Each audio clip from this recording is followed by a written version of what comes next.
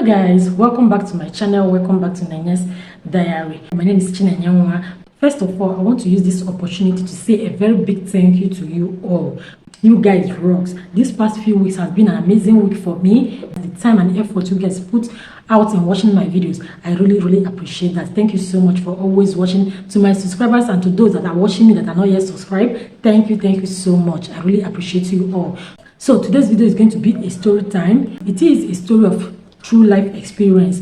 A lot of people might have encountered this story I'm about to share today in their family, in the environment they are living, or maybe among their friends. It is something that can happen to a male and also it can happen to a female. But before I continue this video, I want to highlight something that is very important, which is DV. A lot of people might have encountered DV in different angles. It might come in their relationship or in their marriages, and a lot of people are still facing DV in their relationships and also in their marriages. So the issue of this DV is something that a lot of people will say, oh, I don't know, he's like this, or maybe I thought he was going to change. There's nothing like change when it comes to DV. Someone that has been abusing you or maltreating you or beating you up cannot stop a marriage. That's one thing women need to learn. This DV is coming from both angles. It can come from the woman, it can come from the man. It is not gender based. What am I saying in essence? I have a picture to illustrate what I mean. There's this post a friend of mine posted on his WhatsApp status, which says, once you go black, but I think what they mean is that once you go back, so does your face. So I'm going to be putting out that picture here for you guys to see what DV can do to human being. DV can destroy your mental health, it can destroy your reputation, it can destroy your self-esteem. Imagine having scars all over your body, all in the name of relationships and marriages. So this story I'm about sharing today is something that I witnessed. It happened in my very before, and since then I've been thinking, why are people still so doubt, especially we young ladies? I know it might not be easy for us to leave the marriage or to leave the relationship, but at times your life is at stake. When your life is at stake, you need to take a step. You are the one that is being abused, you are the one that is being maltreated, you are the one that is being beaten up. So it's high time that when you notice any slight of abuse or maybe DV in your relationship or in your marriage, please, it is better to take a walk. For the sake of this video, I'm going to be using Amaka as her name. So Amaka is someone that I met in a place that I parked in. From what I've seen and heard people talk, Amaka is not someone that looks for trouble. She's on the quiet side. Amaka is this kind of person that is so calm. She's industrious. She's so quiet. She's an introvert to the core. But during marriage, she met a monster.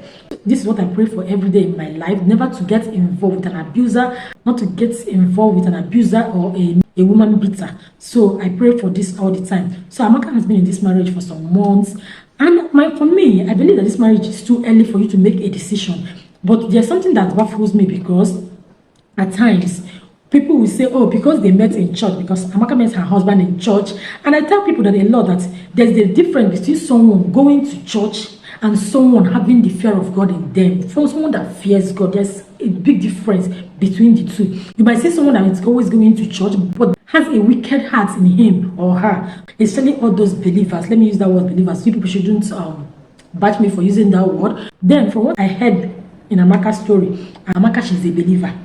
So when Amaka met this guy, she was not like, oh, I met this man, everything is moving on well, this one, that one. And you know all those kind of churches, I don't want to mention them. So they will tell you not to cohabit, you don't have to go and see your husband, like all those kind of things. There's this man, I normally read his post on Twitter. He will say that cohabitation is very important.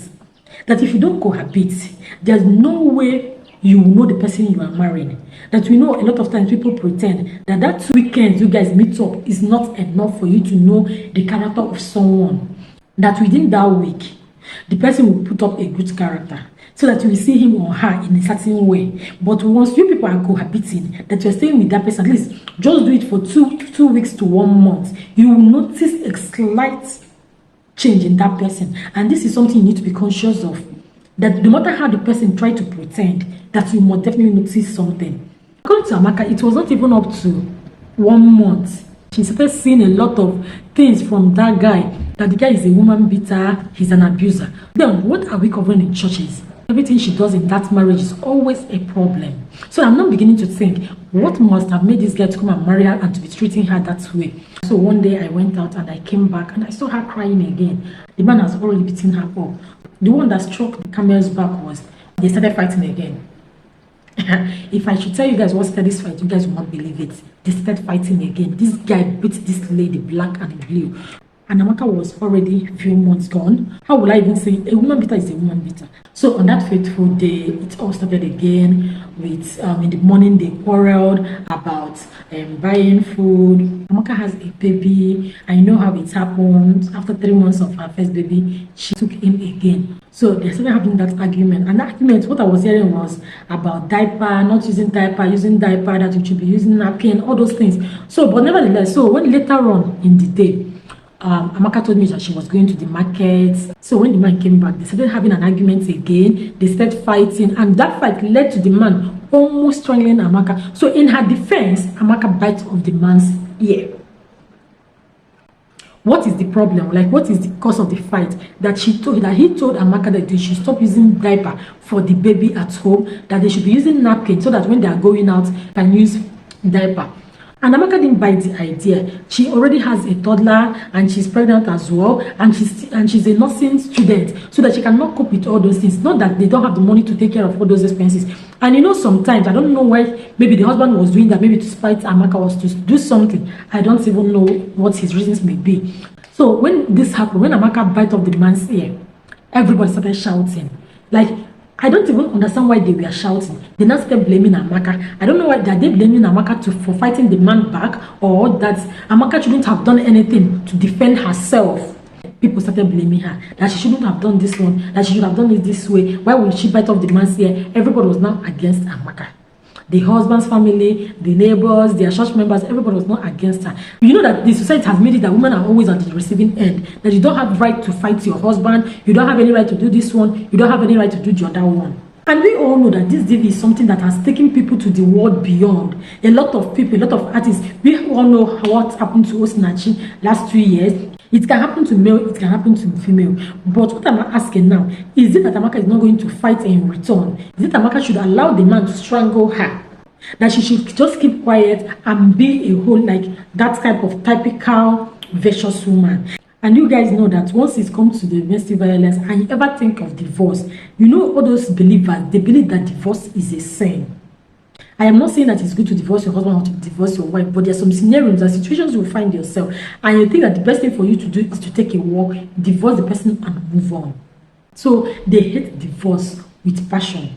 That's why a lot of our women buy in marriage, all in the name of being a vicious wife. So Amaka, everybody was not blaming Amaka. And I am now asking, is it that Amaka is wrong by fighting back, by defending herself? I know a lot of people might have been in this situation. How did you manage it? Did you fight back? Did you take a walk? This DV is not something to joke with. So at the process of them fighting, this man beats Amaka to an extent that Amaka miscarried that baby. Just look at. So, and that was how Amaka was taken to the hospital. After some days, she came back, and yeah, so Amaka had to leave the marriage and go back to her parents because she have lost the baby she's carrying. But there's some decisions you need to make for your own self and for that unborn child, or for the child you have already. So Amaka left the marriage, and right now as I am talking, because we still kept in touch, Amaka has now remarried. And you know this thing they used to say that every disappointment is a blessing. Some people will say, no, it's not, that you need to stick and fight for the love, you need to fight for your marriage, you need to fight for a relationship. Sometimes it's not always so. The story I'm sharing is something that happened so many years ago. So Amaka has now remarried, and she's happy now in her marriage. And we've been discussing, I took her permission before sharing this video. So what I thought about this particular video: have you ever been involved in a marriage or in a relationship that has to do with DV or with an abuser? So how did you manage to pull through from that kind of predicament? If it was a marriage, did you take a walk, or are you still there? So how did you manage the situation? It's always not easy. So right now, I am so happy that Amaka got her silver lining at the end of the day. So she's pregnant as I am filming this particular video. So you guys, what are your opinion about this video? What do you think? Let's meet at this comment section, okay? And yeah, this is officially the end of this video, and if you really enjoy watching this video, please don't forget to like, comment, share, and also subscribe. See you guys in my next video. Bye bye.